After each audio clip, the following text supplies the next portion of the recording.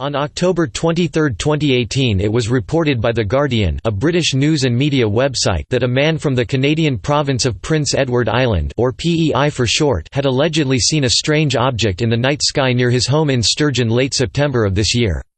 The man named Jim Bruce recounted that he had stepped out on his deck the last day of September around 11 p.m. just to check how cold it was. As he gazed at the sky, he noted that there was no moon and he could see the stars perfectly. Then something came from the west. Bruce had seen a lot of satellites in the sky near his home in Sturgeon, but this object was not like any he'd seen before. Must be a plane, he thought. The object with flashing lights just stopped dead, then it shot at a 90-degree angle towards Bruce's home and stopped once again.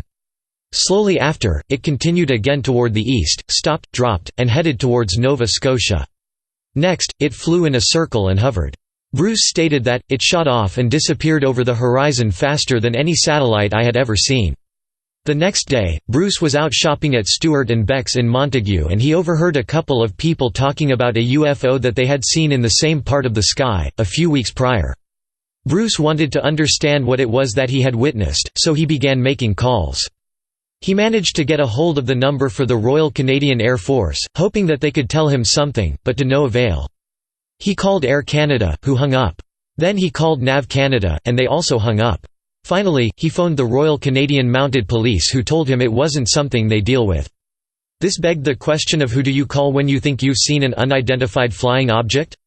Since the late 1900s, Ufology Research of Manitoba (UFORM) has been taking and compiling sightings in Canada into an annual Canadian UFO survey. Chris Rutkowski, who manages the survey, explains that sightings are no longer being managed by any military or police groups. At one point the RCMP was investigating UFOs on behalf of the National Research Council of Canada (NRC). They did it for several decades, said Rutkowski. That program with the NRC finished in the 90s and so the RCMP had no commitment to continue. Now this isn't saying that all or even the majority of UFO sightings in Canada can't be logically or scientifically explained. Rutkowski estimates that only one-third of these UFO sightings go unexplained. Do you think it was fair for Bruce's claim to be ignored? If we ignore these claims, then how will we ever figure out what it was that was seen? That's the end of the video. If you enjoyed, be sure to tap that like button, and subscribe for more future uploads. If you have any thoughts or questions about the video, feel free to leave them in the comment section below.